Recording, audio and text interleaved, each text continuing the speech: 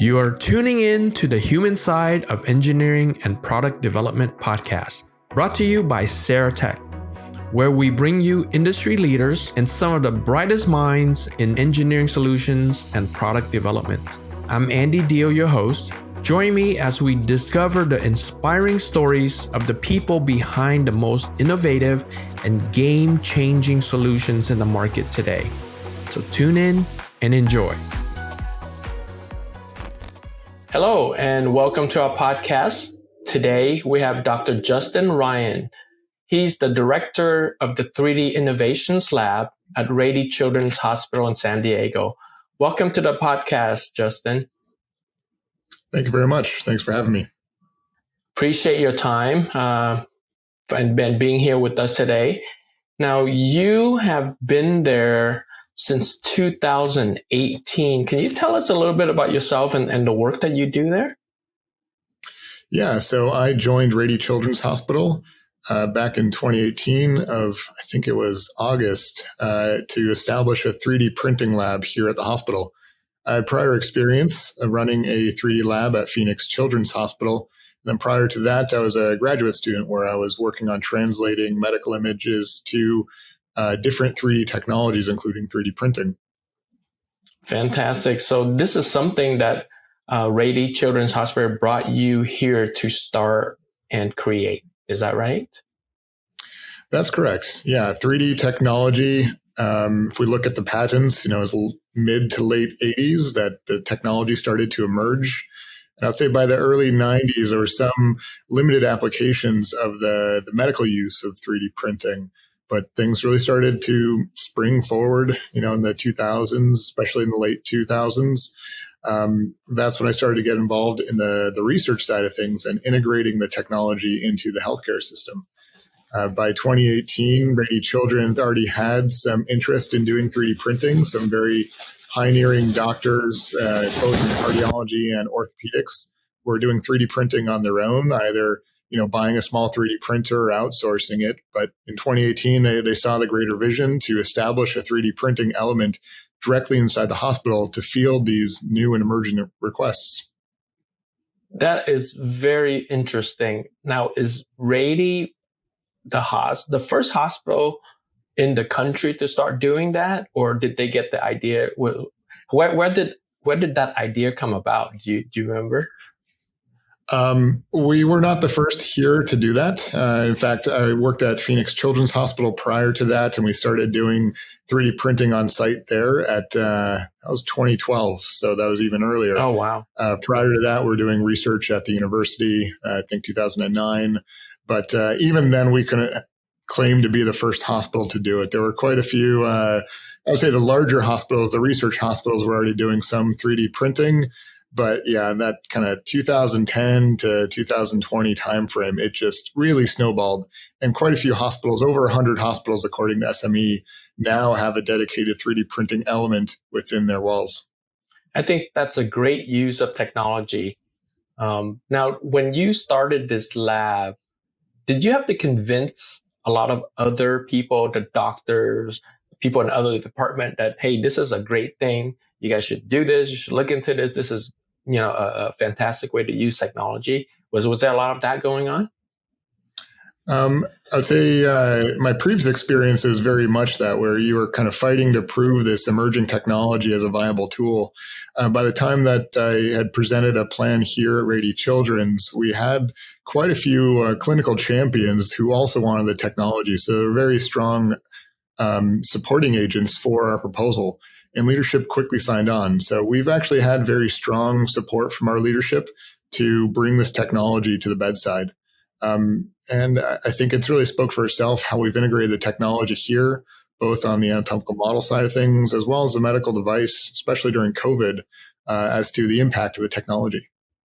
Yeah, speaking of COVID, how did that affect your team, your lab, and the hospital? I know obviously there's a lot of strain put onto hospitals, doctors, nurses. How did that affect you? Yeah, it was definitely a trying and challenging time for everybody. We were in the process of actually shutting down our machines because we thought we weren't going to use 3D printers to do surgical planning models. Right. We kind of saw the writing on the wall that our surgical cases were going to drop precipitously. But very quickly, we recognized that there was this potential to utilize 3D printing and 3D technology to overcome some supply chain challenges. Very early on, my leadership tasked us with trying to address the nasopharyngeal swab challenge, and we worked on that.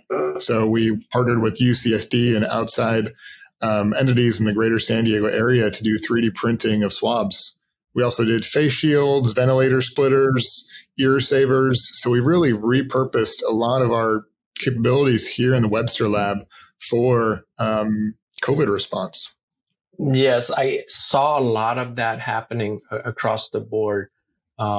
Really, I've never been, well, I think a lot of us have never been through a pandemic before. So really didn't quite know what to expect. So 3D technology really came into play in the pandemic and really helped out quite a bit, I thought. Yeah, it was incredible seeing the community come together. We were all really focused on a lot of similar challenges. So we had these distributed communities where we're sharing CAD models and designs and methods. So it was quite incredible in one facet to see the greater scientific community come together to share information to overcome these common challenges. Yeah, I saw that. And obviously it affected a lot of people and touched a lot of people. Now, on the Rady Children's Hospital's website, I read an article that they put out when you first joined the team. And interestingly enough, you refer to yourself as an artist, but you're an artist and a biomedical engineer. But you put artist first. Do you identify more as an artist? I'm not sure about more, but I think it's an integral part of me. I actually went to school undergrad for art. I wanted to be an animator. Maybe not quite Pixar specifically, but that type of animation is really what I pursued a career in, an educational career. Come the end of that undergrad was the Great Recession at the time, and I needed to pad my resume, and I had this incredible opportunity to volunteer my time in a research lab on campus, which sought someone who had 3D modeling skills, 3D printing skills, and casting skills. So it was this interesting marriage of different kind of domains, art and science coming together. And it clicked. I was able to 3D model and 3D print and do some unique casting that really engineers at that time weren't taught. So I leveraged my art making skills to create these really rich anatomical models for experimentation. And we soon recognized that there was this opportunity. So my advisor, Dr. David Frakes, really pushed me to pursue a PhD in biomedical engineering. And then that snowballed into creating this opportunity at Phoenix Children's Hospital where we're doing 3D printing. So yeah, it's very much this continuum of art and science coming together for medicine. That's amazing. And I also read that when you first moved down to San Diego, you started to get into surfing. How's that going? Are you a much better surfer today than you were back then? No, not really. I love surfing. I don't have as much opportunities as I would like to, but I enjoy being out there. I don't mind getting pummeled and tossed around. It's all part of the process. So not much better, but I love doing it. That's great. So let's talk about the process a little bit. Your department, what it does is create surgical models for doctors and surgeons to practice on before the surgery, right? Can you walk us through how that all works and how that process works? Yeah. So if we have a patient, we can kind of subdivide those patients into, trauma and non-trauma. Trauma, we need to proceed to surgery right away. And, 3D printing might not be the best tool for that. Right. There are other 3D technologies we could discuss. But for the non-emergent cases where we might have a few days to weeks to turn around some additional information, we can get a CT scan. or get an MRI image. And that'll allow us to have this three-dimensional data set that we can then leverage. So we take stacks of medical images, we can segment them, so define different regions of those images, and then reconstruct them. So the result there is a three-dimensional model of a given patient's anatomy. From there, we can send it to a 3D printer or virtual reality goggles.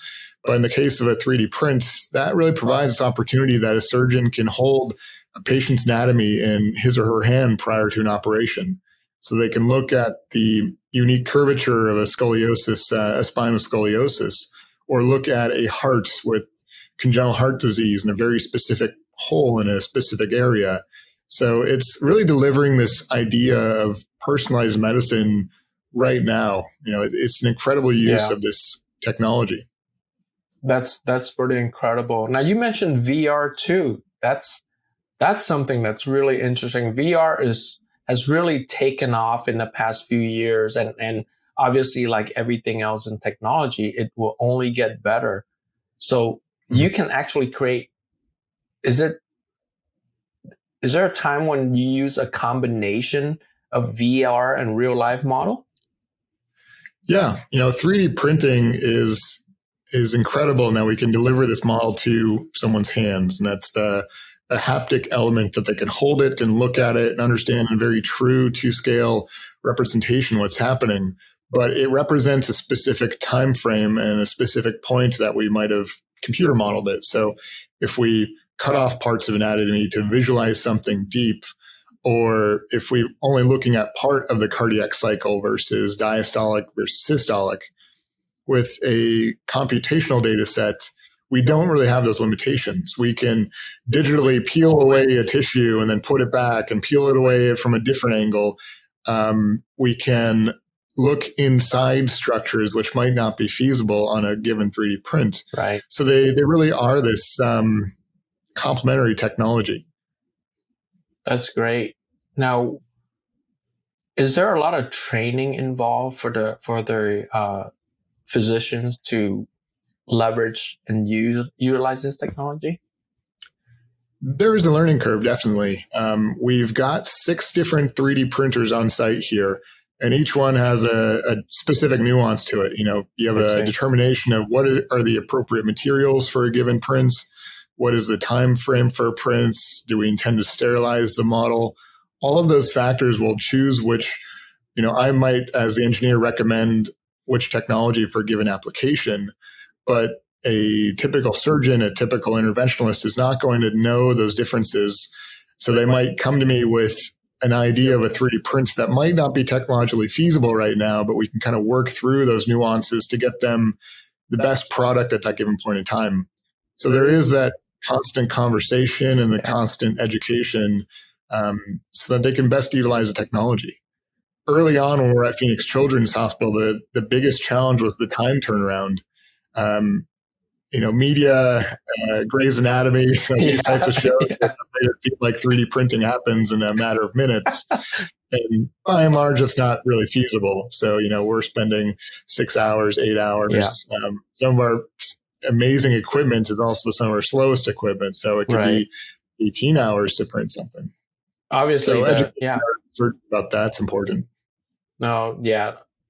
It's so funny that you mentioned media and TV. Sometimes, because I am in the industry and I know how these things really work. Sometimes you watch a movie and TV and they do this fantastic version of 3D printing. It gives people such a wrong idea about how the technology actually works. It's kind of funny. Yeah, exactly. No, but it's great that the media has kind of generated this public interest in it. So I think there are certainly 2 sides of that coin. Yeah, it might be unrealistic, the representation, but it's great to get their excitement. True, very true. And as 3D printing become more and more mainstream, it's only going to get better and faster, right? Like all technology out there. I noticed that you and your team did 3D print in color with the HP 580. Why is that important? Why is color an important aspect of what you did there? Color is a great way to communicate information very succinctly. And I think that's the best aspect of it. So we can 3D print a really complicated structure. I'm not sure this is going to come out very well in the video feed, but we have models of congenital heart disease, and we have all these different vessels that have a different inherent meaning to them. Where are they going? What type of blood are they delivering? Is oxygen poor? Is it oxygen rich? What are those challenges? And if we look at a single colored model, all the structure is going to be there, but it does not convey the information as succinctly. So it takes a while to trace different vessels. But if we have color to differentiate it, that is an incredible tool for that purpose. And it's also great when we're communicating across teams. So if we have a cardiologist and a neurosurgeon looking at the same model, there's this a way to communicate between different specialties. They might not be as familiar with one anatomy versus another, but if you color code it, you can say, we're going to address this blood vessel, this red one. We're going to make sure that we remove this green area. You create a way for everyone to understand what's happening. And one of the critical audiences that we haven't touched upon is the patients themselves and the patient families. If you can create a model, you also create a way to remove some of the medical jargon. So instead of saying left ventricle and right ventricle, you can say this purple chamber and this pink chamber. You create a way to take language and jargon, which can be a very fear-inducing tool inside of a hospital, and create this bridge for understanding. So it's really an incredible use of color kind of across the spectrum. That's an interesting thing that you brought up. I hadn't thought about that. It's so easy to take and take a color model and actually show the patient, hey, this is what we're going to do. We're going to, we're going to cut this area, or I don't know if I'm not a doctor. I don't have great bedside manners, but you probably don't want to say that.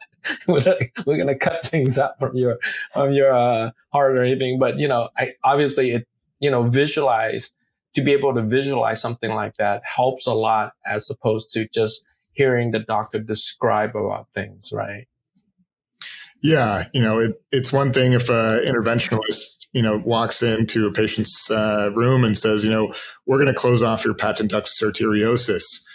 That's probably not going to mean a whole lot to them. Right. But if you can show them a model and say, we're going to close off this green area that is creating this connection between your red blood and your blue blood, well, now that family understands what's happening. They have a better, understanding of what is going to happen in the operating room, what's going to happen afterwards.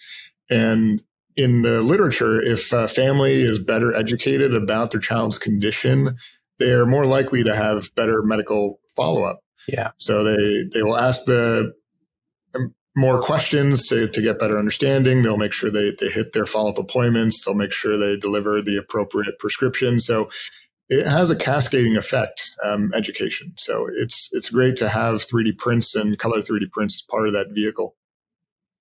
Yes, for sure. Now, what are some of the challenges that you and your team deal with on a daily basis?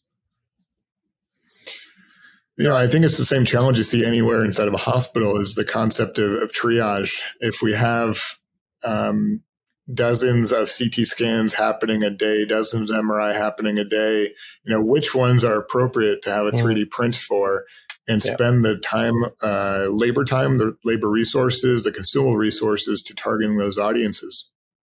That's part of the challenge. You're probably not going to want a 3D print if a patient has broken their leg.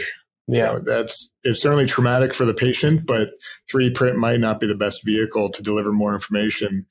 So appropriateness is a very common element inside medicine, and kind of figuring where that 3D print is appropriate is a challenge. The other challenge is really the elephant in the room, and that's the reimbursement. How do we fund this technology? We don't charge patients for the use of 3D prints right now. That's important to know.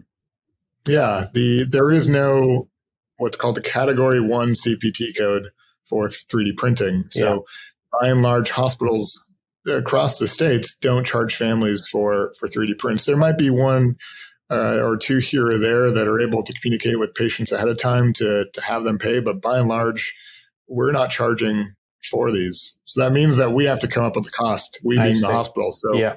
we're either going for research grants, we're going through philanthropic opportunities to fund these. So that is a very significant challenge that hospitals across the states are working through right now. And we're also trying to create information. We're running studies, we're collecting information about volume and efficacy to try to work with the American Medical Association to establish that Category 1 code. So hopefully in the near future, this will be a viable revenue stream for hospitals so that they can better support the technology. That's true. Everything costs money, right? You have to find a way to fund it just to make sure things are running smoothly and being able to do what you do. About how many models do you and your team print per year, roughly? Yeah, there's certainly an ebb and flow to what we create. So sometimes we might go a week where we're only producing a couple, and then the following week we're producing nearly 10 models. So I would estimate between 150 to 250 prints per year. Oh, wow. We certainly saw a drop off during COVID, but now things are coming back. And with 3D technology, we can 3D print on different printers at the same time. So maybe a single case will have 2 different prints or 3 different prints. So it's not always one print per patient. It's again kind of that appropriateness concept. Right. Do we print 2 models? Is that most appropriate for this given anatomy? Yeah. How far do you think this technology can go? Yeah, I think you hit upon it earlier. We would love to see more speed from the technology. While a 6-hour print is great, we'd love to see that time trimmed down even more. There are times where we'd love to have an emergent print, something produced same workday. That's not always feasible. Right. I think we're also looking to the software companies to develop faster ways to create 3D data sets.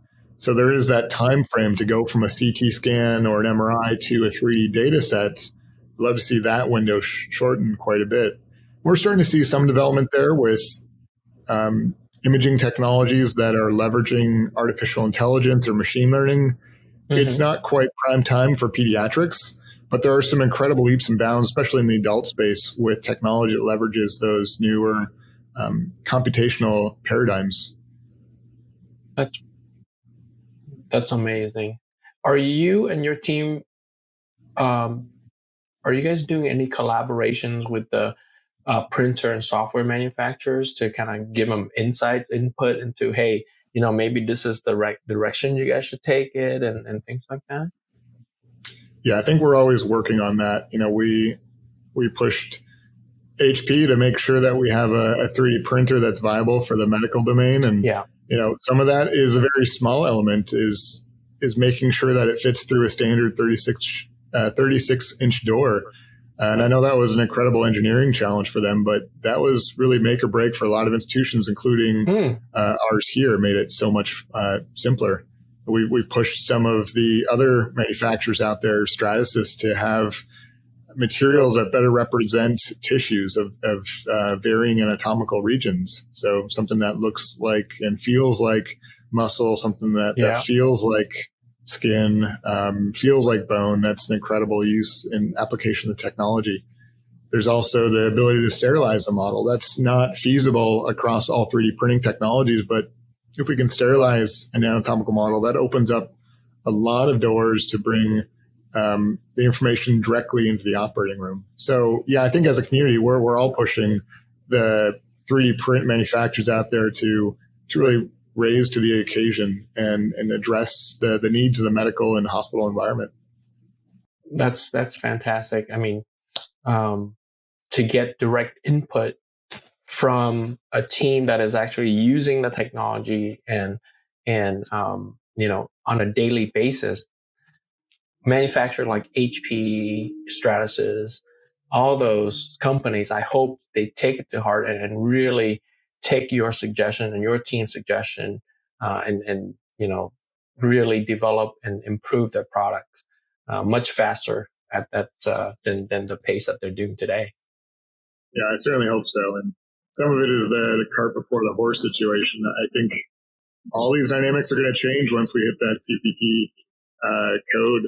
Once there's this viable revenue stream, then they'll recognize that market opportunity increases.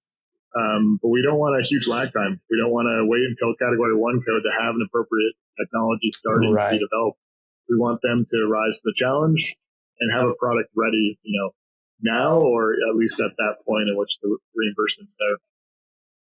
Yeah, that's true. Now, where do you see your department and your team? Where do you see it going in the next 5 years or 10 years? Where would you like to see it go? Yeah, some of what we are working on are the boring elements, maybe for lack of a better word. The regulatory side of things, we are developing this number and letter soup called 21 CFR 820 QMS, which is effectively this documentation framework to allow us to function as a medical device entity. So we can not just create anatomical models that show off patients' anatomy, but where appropriate and where safe, we can produce true medical devices that would benefit our patients. So that's where we're excited to go. Some of that might be surgical guides. So creating 3D prints that are patient derived that are matched to a patient's anatomy and may guide the placement of a screw or a drill or a saw. But it can be even something much more specific as a medical device, maybe tools that would touch patient's skin or mucosal tissue. So we need that regulatory framework so that we can do everything in an appropriate and safe manner. Outside of that is continuing to push the technology. There are still a lot of unexplored applications where we can either 3D print directly or indirectly and leverage it for casting. So we have a ton of doors, ton of opportunities available for education. We can create models that mimic tissue, mimic physiology. We can better train the doctors of tomorrow. That's what I think we'll be looking forward to do in the next 5 years. Integrating the technology, really leveraging the technology to its best capabilities, and then making what we do safe and impactful from the medical device side of things. What you and your team are doing is amazing. I wish you the best of luck. And I can't express enough the thank that I have, and I'm sure everybody has, to all of our physicians and doctors and nurses and people out there that are spending their day just helping and solving medical problems for people. Thank you. And thank you, Dr. Ryan, for being on this podcast today. Really appreciate your time, and looking forward to maybe speaking with you again soon in the near future. Absolutely. It was a pleasure. Thank you.